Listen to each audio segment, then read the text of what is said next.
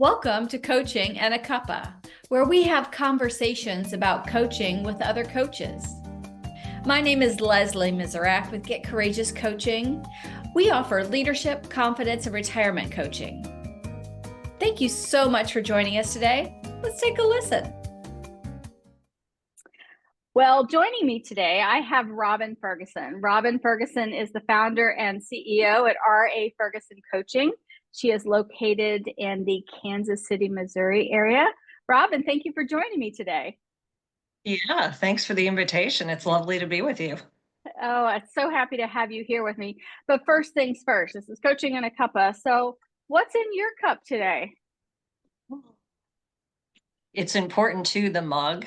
I don't know about Uh-huh. any of you out there, but I'm a mug collector. So every morning I look at my mugs and I'm like, what am I feeling today? So, yes, I've got the Speak Love, Give Love, Breathe Love, and Live Love mug. Oh, And I'm drinking perfect. chai. So Oh, I've never been a coffee drinker. So I love a lot of different tea, but start my day with chai every morning. So, awesome. yeah. Well, wonderful. Well, I have got some stash hot tea today because it's a little chilly here in Florida. So cheers to you, my friend. Cheers. Cheers. So, Robin, tell us a little bit about you and your business. Yeah, well, thank you for asking. Hmm. Yeah, it's been a journey to get to this point. So I started as a nurse and then went to an interfaith seminary and ran a couple churches and then got into our worldwide organization, which is where I started doing organizational development, leadership support and development.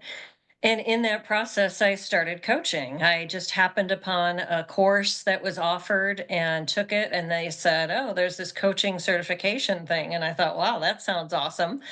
So that was about 15 years ago. And yeah, I then went back to the healthcare organization that I was a nurse at and started coaching there, doing leadership development. And then when COVID hit, started an internal coaching program. Oh, And wow. so I led that up until July, and we ended up with about 25 coaches across the organization. So we had physician coaches, nurses, non clinicians. So I oversaw that program. And then, yeah, it just came to a point in time. I felt like I had put in 10 years this time with that organization and had gotten my MCC and felt like the time to launch my own business. So that's what I'm doing. I want to continue to just be able to coach and also, have the flexibility to travel and do art and some of the other things that are important in my life. So that's how I ended up starting my Oh, business. well, I love that. Well, first of all, I want to go back to your journey because I did go through your website and I will be sharing Robin's website and contact information at the end, as well as on all the YouTube and following social media. But I thought your journey was really important, talking about going through kind of nursing into towards the seminary piece. And as coaches, both you and I just want to say that Robin is an MCC coach, and we'll talk about that in just a moment. But as coaches, we take people through their journeys. Sometimes it's figuring out what their journey is, and sometimes it's going along the journey with them, and sometimes a combination of both. Um, how how did your journey happen for you? Somebody who lives by my gut and Mm, lives by my heart. And so I'm not someone that sets 5 year goals, 10 year goals. I think that sometimes, there's nothing wrong with that, but mhm. sometimes that will limit your vision because you get fixated on in a year from now, I need to be here. 5 years from now, I need to be here. Whereas I just pay attention. So I pay attention to when a door opens and it feels like one I need to walk through, I follow it. And I don't always know where it's leading me, but it's gotten me here. So, so far, that living my life that way has really worked for me and has caused me a lot of success as a result. So, I tend to, and that's part of my my spiritual connection, I guess, is trusting that there's kind of a universe that's supporting me and I just have to pay attention, listen to where my heart is leading and follow it. without always knowing where it's going. But I'm kind of a risk taker that way. So It's obviously worked for you. yeah, yeah, it I think has. It has. I feel grateful. I think that's fantastic. Well, one thing I want to make sure we come back to when we start to talk about your coaching and what you do is I want to make sure that we connect the dots to how you help your clients, whether your clients are non-coaches or I don't know if you do any master, mentor coaching or not, how you might help other coaches kind of pay attention to what doors are open for them. So I want to make sure we Yeah, come back to them. Just putting a placeholder in there for this conversation. sure, So sure. thank you for that. I would like to learn a little bit about the MCC. I myself am a PCC coach, and I don't talk Mhm. about it very much from what it means. But I think it's really important for people to understand kind of what coaching is and what different levels of certification is through the International Coaching Federation. So would you mind sharing a little bit about coaching and what an MCC is? Sure. Yeah, MCC is basically the top certification that you can get with the ICF. And so it Mhm. requires you to have 2,500 hours of coaching. It also requires you to have a level 3 education. So as Mhm. far as educational hours, if you go through a program or put that together individually, and then 10 hours of mentor coaching, which is pretty much standard now for every level. Mhm. And it's a it's an invitation to raise your game as far as surrendering. That's really what it's about. I think every level you go, we kind of talk about how at the ACC level, you have, your clients telling you where to go, but you have two hands on the wheel. At the PCC level, you maybe have one hand on the wheel, and they're definitely, guiding more of the process. At the MCC level, we talk about taking your hands off the wheel. So you really are learning to listen at such an acute level that you are hearing things that aren't being said. You are using a client's words, metaphors, etc., to ask questions, to dig deeper, to get a sense of what's unfolding for them.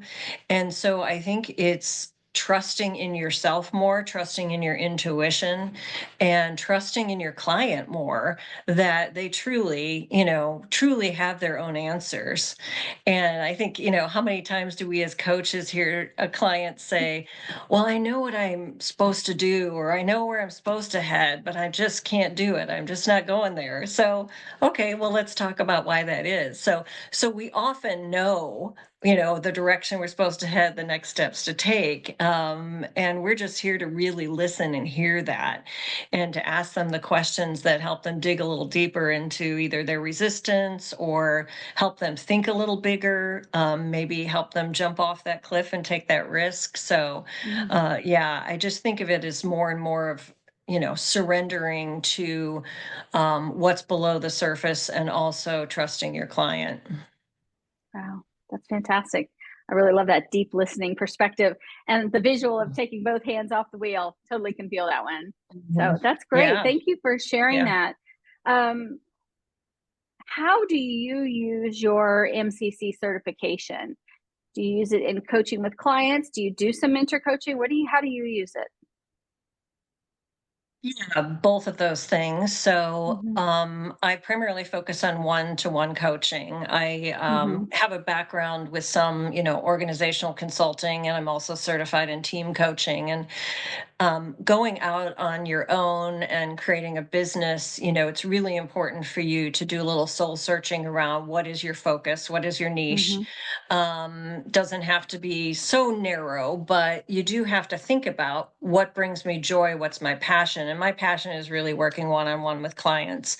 So I get clients from a variety of sources given my background, but I also do a lot of mentor coaching. I've trained coaches in a university setting through an MSOD program. And so I've done a lot of mentor coaching through there, or just from people that reach out to me. And I love that. I love Mhm. coaching so much that to be able to be on the journey with someone who is discovering that passion is really exciting for me. And to, just help them reach for whatever level they want to obtain within that world. And I'm a huge Wow. believer in ICF and what ICF does. I'm on the board of our Heartland chapter of the ICF, and very engaged. I've been engaged in coaching in organizations through ICF as well. Hmm. And I'm a big believer in what they have done for the profession, how they continue to raise the bar, how they support us as coaches, and how they educate people on what professional coaching really is.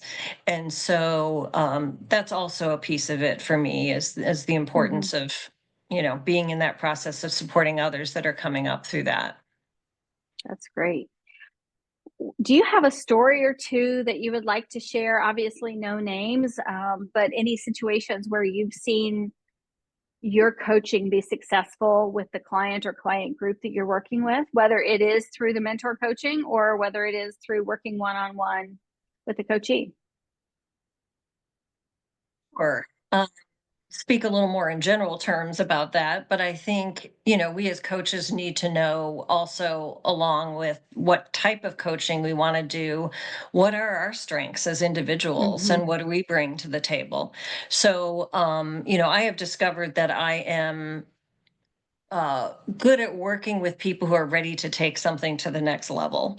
So, whether that be their career, their life, their goals, that they have already, maybe done some of the work and have some degree of self awareness and some drive to, move forward, but they don't quite know what that next level looks like, or they do know what it looks like, but they're not sure how to get there. So I love working with people who really are ready to take a risk or ready to consider, what do I want to be when I grow up? Because I realized what I'm doing now isn't it. Uh, Yes. so so I'd say that's where my focus and my strengths lie. And it's funny because I've got a strong background in leadership and executive coaching. And as I've started my own business, I'm certainly doing some of that. But I find more and more that I'm drawn to and attracting clients that are on that journey of either, self development, career transition, spiritual development, whatever it is that they're in that space of wanting to gain more awareness of themselves, gain more effectiveness in the work they're doing, the life they're living, or just reach a little higher and take a chance on themselves. So, um, I do a lot of that. I am also based in Clifton Strengths. And so I Hmm. think a lot of the work that I've done that's been really effective is, looking at how we have this foundation of strengths, whether you take that assessment or not. We all have a foundation of these are my natural innate strengths. Right. Um, how do we use those strengths to overcome our resistance? How do we use it to overcome obstacles? So, for example, um, I was working with a woman who all her life really dreamed of being a pilot. Oh. And when she was a young girl, she happened to share that with a family member at a reunion. And he told her that she really needed to be good at math and reminded her that she was getting tutored in math and wasn't doing so well, and that she needed to be really smart for that, and suggested that perhaps she be a flight attendant. And so she went Mm. that direction, and that's what she believed she was capable of, but she never truly let go of that dream. And so, like many people, had reached a place of just kind of burnout, lack of motivation, had been in her job for some time.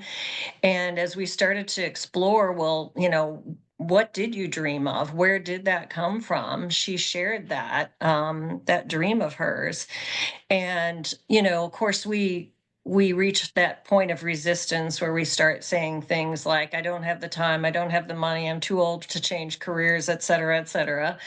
And Hmm. so, we worked through all of that and started, I supported her in writing a new story about what was possible for her life. And at age 53, she went back and got her pilot's license, and now has a charter plane service. So, chartering people back and forth. And that's her business, and she's living her dream. So, I think part of our role as coaches is to help people move past that innate resistance they're going to, come up against, because we're all humans, Hmm. Yeah. and to be a champion for whatever it is they dream and whatever it is they vision and want to do. If we can see that with them, for them, when they are hesitant to see it for themselves, then they can start to believe it as well. So I think that's one of the most exciting parts of what we do. Oh, that I love that story with all my heart. Thank you so much. As I start to wrap us up today, at the beginning, you talked about paying attention to doors opening, following your heart. Is there one question that you could put out to our universe, anybody who listens to us, or a tip for someone on how to pay attention to doors that might be opened, whether they see them or not? Yeah. Yeah, I'm actually working on a book right now, and was just working on the chapter on kind of thinking into what are those things that are calling you. And I think, we get those nudges. I think a lot of times it's in the quiet, before we fall asleep, when we're laying there and we have that knowing, or we have that wondering, or maybe we just are daydreaming and think, what if I left my job and traveled the world? What if I went back to school? What if and so paying attention to those moments when our guard is down, and Mm. the things that are pulling our heart.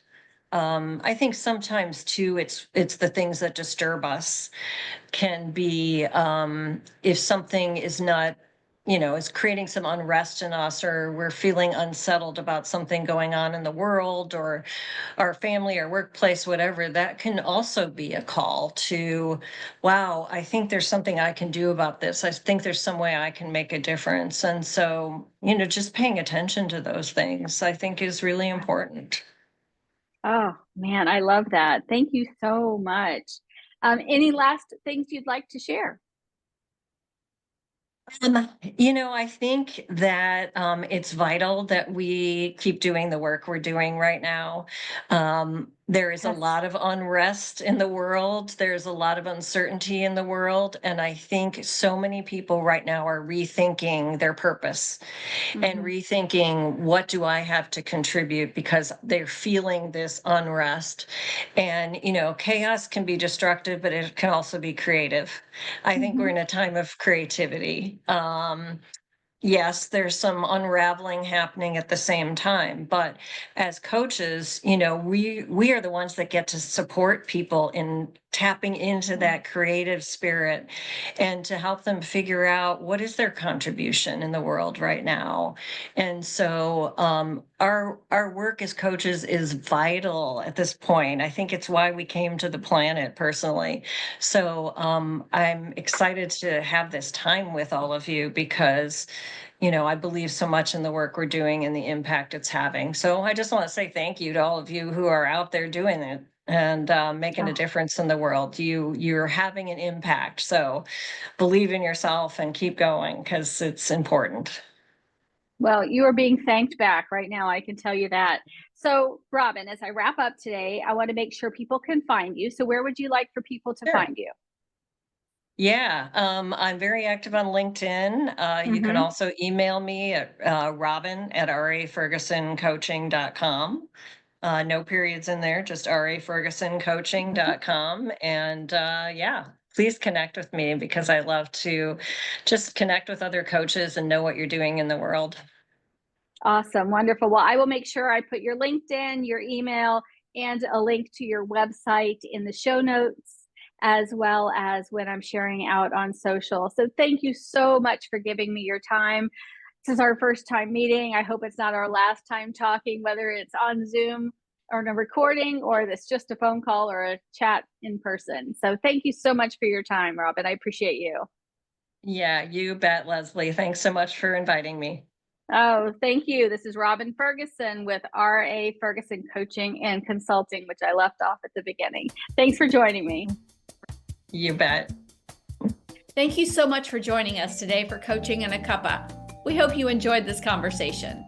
You can listen to other coaching conversations at getcourageous.com/Cuppa. Have a great day.